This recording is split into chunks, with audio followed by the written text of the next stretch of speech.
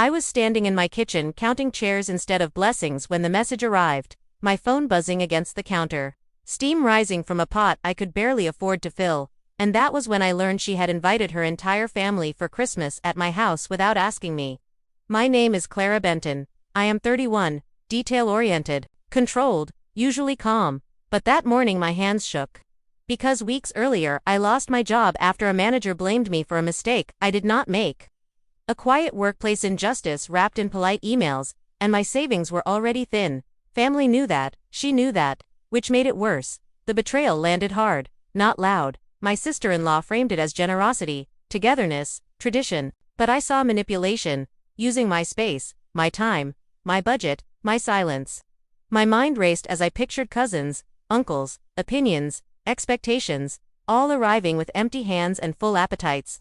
My role in the family has always been the reliable one, the organizer, the fixer, the one who says yes to keep peace. But peace has a cost, and this time the bill was too high.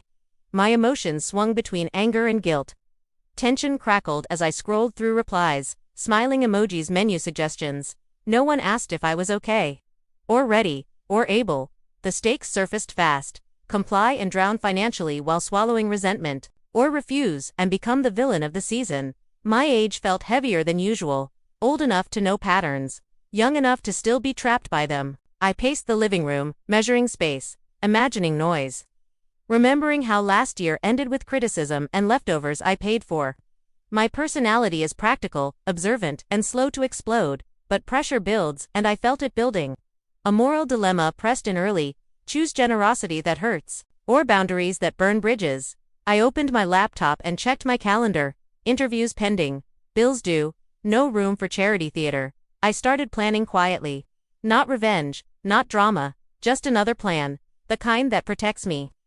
Because survival is not selfish, it is necessary. My phone buzzed again. A reminder that assumptions become plans when no one pushes back. So here is a quick note before the story continues: subscribe to the channel for more real stories about boundaries and family pressure. The tension tightened as I typed a short reply and saved it without sending, because once I did, everything would change. Christmas would not look the same, relationships would shift, and I would finally test whether my needs mattered as much as their comfort. I closed the laptop, stared at the empty chairs, and made a decision that no one saw coming. A decision that would turn this holiday upside down. And as the clock ticked toward evening, I realized the real question was not how they would react, but how far I was willing to go to protect myself. And that is where everything truly began. Looking back, the roots of this conflict stretch far past one message, because my relationships have always lived in a quiet imbalance. My family values appearance more than effort, tradition more than consent. And I learned early that being capable meant being available. My parents praised self-sacrifice. My brother learned charm, and I learned responsibility, which followed me into adulthood and into work, where I became the dependable employee who fixed gaps others created. Until that same trait made me invisible. A colleague took credit. A supervisor chose convenience over truth, and I was cut loose with professional smiles. Friends reacted in patterns too. Some leaned closer with advice that sounded like control, others pulled away once I had nothing to offer. Ambition can strain love, and fear can disguise itself as concern. My sister-in-law fit neatly into that pattern. She thrives on hosting energy without hosting cost, adored for warmth she never finances. She assumes access, space, time, emotional labor, and no one challenges her because she keeps things pleasant on the surface. Resentment grew quietly in me, not explosive, just layered. Because love does not erase imbalance, it highlights it. I replayed past holidays in my head. How I cooked while others relaxed. How comments landed sharp but polite. How my discomfort was labeled sensitivity. I reflected on my own role. How I avoided conflict. How silence trained people to expect compliance. The root was not just them. It was me allowing patterns to harden. Professionally, I made the same mistake, trusting systems that rewarded noise over integrity. Personally, I trusted that effort would be noticed. Relationships reveal themselves when resources thin, and mine were revealing cracks. Tension lingered in small interactions, delayed replies, sudden enthusiasm from relatives who heard I had a house, subtle comparisons about success and generosity. I sensed future dilemmas forming, questions about inheritance, loyalty, reputation, who supports whom when circumstances shift. I worried that refusing Christmas would not be the end, but the beginning of reclassification. from reliable to difficult, from asset to obstacle. Betrayal rarely arrives alone. It brings witnesses. My reflections stayed measured. I still loved my family. I still valued connection. But love without boundaries becomes erosion. Ambition without protection becomes exploitation. The suspense lived in what I had not said yet. The pause before reaction. The calm before confrontation. I knew the decision I was preparing would test every relationship thread. Some would snap, some would stretch, and some would reveal strength I had never seen. I felt both sadness and resolve, because growth often feels like loss before it feels like relief. And as the days moved closer to Christmas, the background noise of expectation grew louder, setting the stage for a choice that would expose not just their assumptions, but my willingness to finally step out of the role I never consciously accepted. The first real challenge surfaced the moment I learned the invitation was not just casual talk but a confirmed plan because my sister-in-law had already coordinated menus, sleeping arrangements, and arrival times with confidence that assumed my silence. I discovered this through a group message I was never meant to see, sent accidentally by a cousin who quickly apologized. Betrayal settled in slow and heavy, not loud enough to confront yet sharp enough to hurt. My internal conflict ignited. Part of me wanted to shut it down immediately, reclaim authority over my own home. Another part feared the fallout, the labels, the whispers about selfishness and holiday spirit. Doubt crept in. Was I overreacting? Was this what family does? External pressure arrived fast. My brother called to smooth things over before I even spoke. My mother hinted that holidays are about compromise. Friends warned me quietly that refusing could fracture relationships permanently. Circumstances tightened the vice. Interviews stalled. Bills hovered. The emotional stakes rose because my house was not just a space. It was my safety net, my proof of stability after loss. Being undermined here felt personal, like a test of whether my needs counted when tradition knocked. Anxiety sharpened my thoughts. I replayed scenarios, imagined confrontations, measured costs. The tension escalated when my sister-in-law messaged me directly with cheerful certainty, thanking me for hosting and assigning tasks, her tone kind but final. It felt like erasure, as if my consent was implied by my history of compliance. My heart raced, my hands steadied. Years of being agreeable met a wall of resolve. The moral dilemma crystallized. Do I protect harmony at my expense, or protect myself and risk being cast as the disruptor? Pressure mounted as the calendar flipped. Decorations appeared in stores. Expectations hardened. I felt anxious, yet strangely clear, because every reminder reinforced the truth. This was not generosity. It was entitlement. The urgency built as I drafted a response, and deleted it, again and again. Words carry weight, and once sent they cannot be recalled. The suspense lived in that unsent message, hovering between peace and self-respect, and as I stared at the screen late into the night, I realized the first turning point was not what I would say, but whether I would finally say anything at all. Knowing that silence had already chosen sides for me, and breaking it would change everything. Escalation followed my hesitation like a shadow, because doing nothing is still a choice, and others moved faster than I did. Consequences stacked quickly. My sister-in-law sent a polished itinerary to the entire family listing my address in bold, meals assigned, arrival times fixed. I felt my authority dissolve. In real-time, manipulation sharpened as relatives messaged me privately with praise that felt like pressure, saying how generous I was, how lucky everyone felt. Words designed to lock me in. Ethically, I felt trapped. Correct the record and look cruel, or stay silent and absorb the cost. Finances became louder. My budget spreadsheet blinked red. Groceries alone would drain what little cushion I had left. Relationships strained as my brother avoided direct conversation, choosing reassurance over responsibility. Reputation risk crept in when a relative hinted online about my hosting plans, a public narrative forming without my consent. Emotional tension stayed high, my chest tight, sleep shallow. Every notification, a reminder that expectations grow when unchecked. Uncertainty gnawed at me. I questioned timing, wondered if standing firm now would cost future support. Friends split into camps. Some urged boundaries, others urged patience. Pressure mounted as the holiday approached. Decorations arrived at my doorstep from family members, assuming approval. The pace quickened when my sister-in-law called with a calm voice and sharp edges, reminding me of tradition. Family image. How refusal would hurt feelings. Ethical dilemmas multiplied. Sacrifice self to preserve peace, or protect self and fracture the illusion. My resolve wavered under the weight of history, then steadied as I reviewed my numbers again. Risk became unavoidable, either financial or emotional.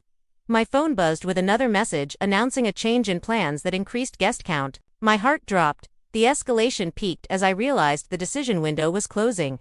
Silence now meant surrender, action meant fallout. Suspense tightened as I opened my calendar and blocked the dates.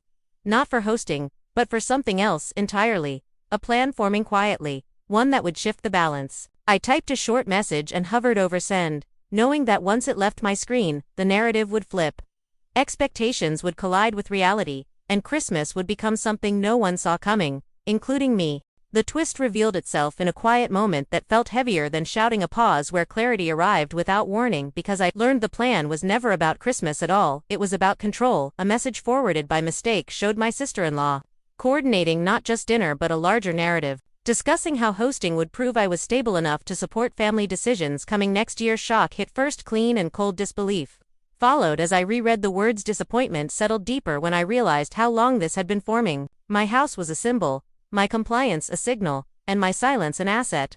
Everything reframed instantly, the invitation, the certainty, the public praise. It was groundwork, not gratitude. My emotions surged in layers.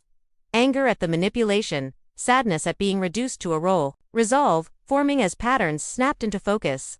I felt foolish for doubting myself, yet steady, knowing my instincts were right. The pause stretched as I processed the truth, then the revelation widened. Another message referenced my recent job loss as leverage, suggesting family support would look generous on paper, but dependence would be expected later. Believable because it matched the pressure I felt. Suspense stayed alive because the fallout was still ahead. My reaction stayed internal.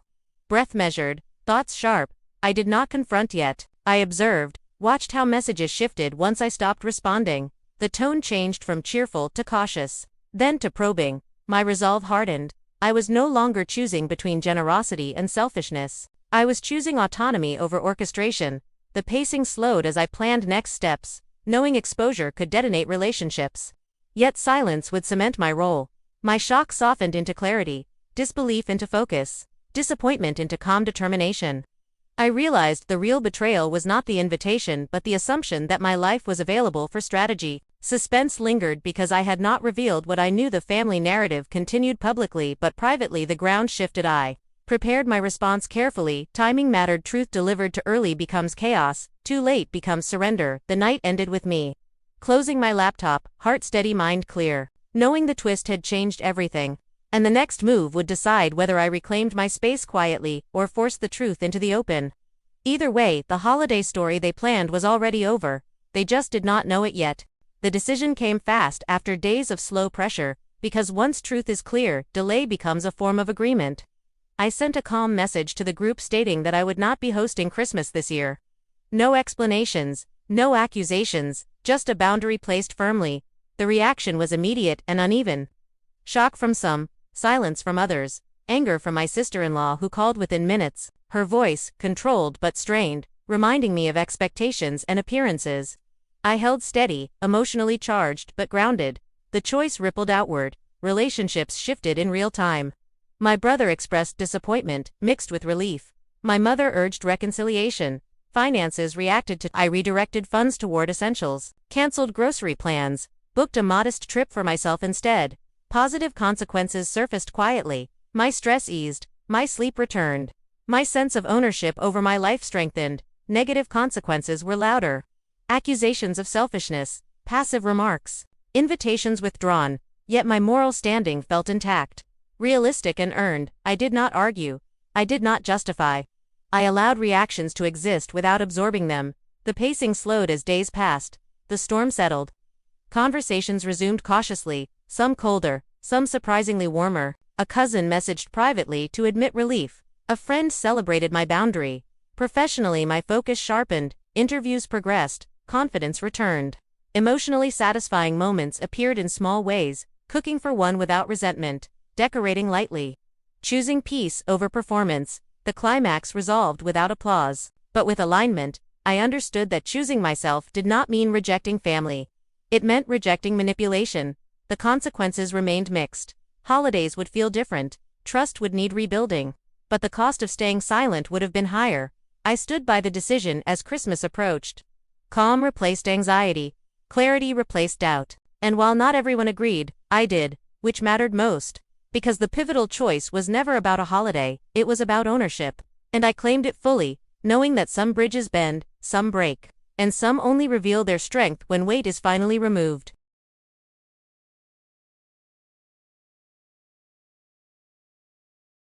Trust is not about familiarity. It is about consistency, and I learned that people who assume access without consent are not offering love. They are claiming comfort. Responsibility became clearer too, because being capable does not mean being available, and generosity loses meaning when it is forced. Personal boundaries are not punishments, they are protections, for energy, for dignity, for future stability. I thought about how often I mistook silence for peace. How often I allowed roles to define me without question, and how fear of conflict kept me smaller than necessary. The outcome was not perfect. Some relationships cooled, some required rebuilding. Some revealed they were conditional all along, but closure does not require universal approval, it requires internal alignment. Financially, I stayed cautious. Emotionally, I stayed steady. The holiday I spent alone turned into something unexpected. Quiet, restorative, honest.